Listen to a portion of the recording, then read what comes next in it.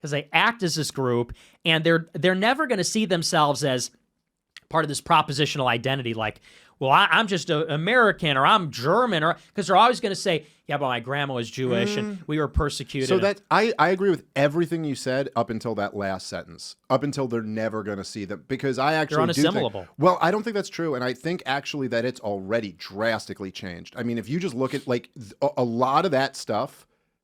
Almost like in the same way, like if you saw with Thomas Massey was a good example of the poll where they showed by age. And it was so crazy because like 70 to 80, he's like negative 55. And then like 20 to 30 is plus 55. And just so much of our politics almost breaks down by this age group. And it might even be 50 and under, although like it changes with it. But the young Jews have like totally rejected almost all of this shit. And in the same way as young people around the country have rejected Israel over Gaza and their influence on the U.S. government. I mean, dude, Mamdani won here.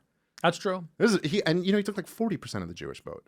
Like for the, I don't know, I know we talked about this last time. I know on the war in Iraq, the Jews were one of the leading demographics against it, but that's not really the thing you're talking about here. But I'll say the kind of, the connection to the Holocaust, which is just in general kind of true, just gets more and more distant with the years.